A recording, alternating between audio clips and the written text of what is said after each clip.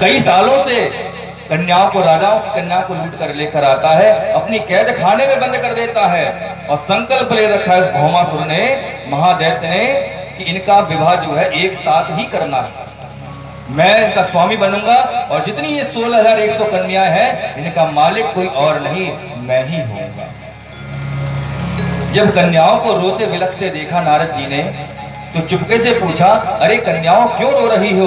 तो तुरंत ही उन कन्याओं ने कह दिया, आप कुछ नहीं जानते, हमारे जीवन का तो कुछ आधार ही नहीं है, क्योंकि राक्षस हैं इस सब के सब, भूख प्यास से तड़पती रहती हैं। ये जो राक्षस है, इसका मन में यही विचार है कि एक साथ विवाह करना है। नारद जी, आप तो प्रभु के मन हैं, आप तो परमात्मा तक जा सकते हैं, आप हमारा संदेश कि अनाथों के जो नाथ हैं, द्वारका नाथ हैं, कि आप उन तक हमारा संदेश नहीं पहुंचाएंगे?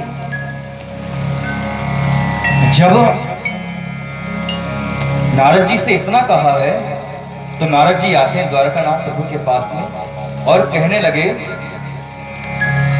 और अकेले नहीं आए नारद जी, अपने हाथ में एक पारिजात वृक्ष का फूल भी लेके आए, और उस फूल के लिए नारद जी ने प्रभु के ही कृपा से उस फूल के लिए प्रभु द्वारकाधीश के लिए दिया, और द्वारकाधीश प्रभु ने उस फूल के लिए अपने पास में जो बैठी थी रुक्मणी मैया को दे दिया। और सत्यभामा जी जो है, वह नारद जी की शिष्या है, नारद जी को अपना गुरु मानती हैं। सत्यभामा जी हैं परमात्मा की रानी। और जब प्रभु से सब बात बता दी द्वारकाधीश प्रभु से, प्रभु आप यहाँ विराजमान हैं, वहां पर देखिए भौमासुर की कैद में 16,100 कन्याएं कैद हैं, अगर आप सही समय पर नहीं पहुंचे तो उन सब कन्याएं जहर पीकर अपने को नष्ट कर देंगी, लेकिन भौमासुर से विवाह नहीं करेंगे। हे प्रभु,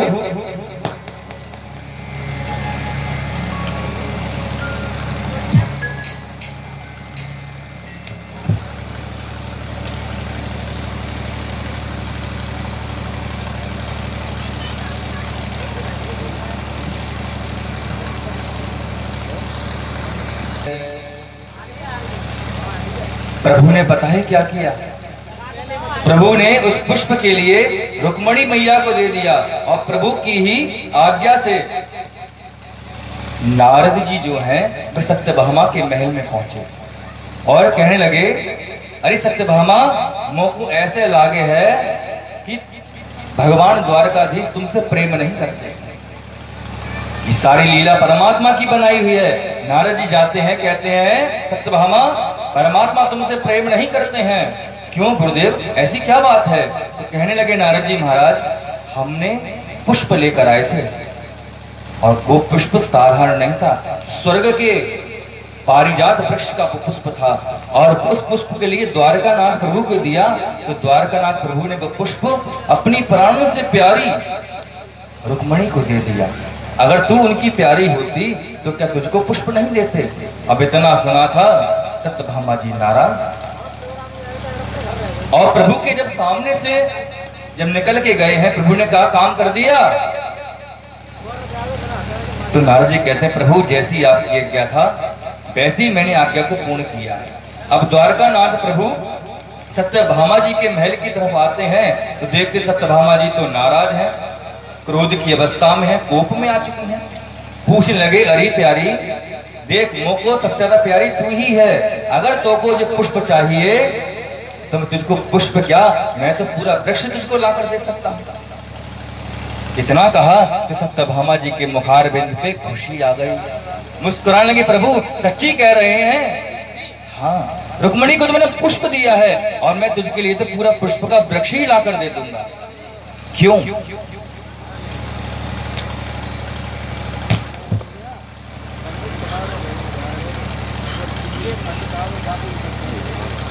काल की जय, राधा कृष्ण भगवान की जय।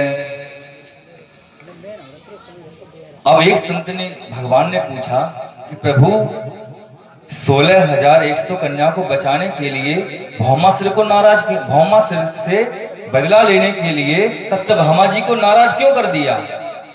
नारद जी को क्यों भेजा, इसका कारण क्या है?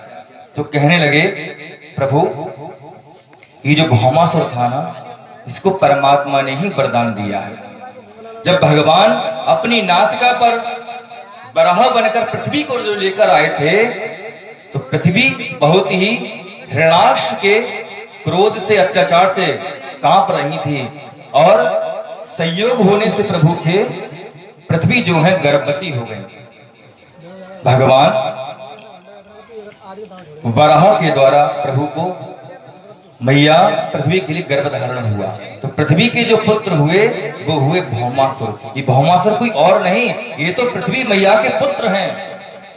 जब पृथ्वी ने कहा कि अपना पुत्र है और ये राक्षस है, क्यों?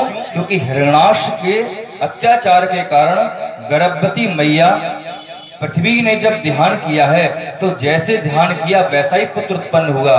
तो जो पुत्र हुआ वो राक्षस हुआ। भौमासुर कोई और नहीं, प्रभु का ही पुत्र है, और पृथ्वी कोई और नहीं, भगवान बरा की ही धर्मपत्नी है। जब पृथ्वी मैया ने बार बार कहा है कि अपना पुत्र है प्रभु, आप इसको कभी ना मारना, तो प्रभु ने कहा है, देखो ये तो कह नहीं सकते, लेकिन कोई और वरदान मांग लो। तो पृथ्वी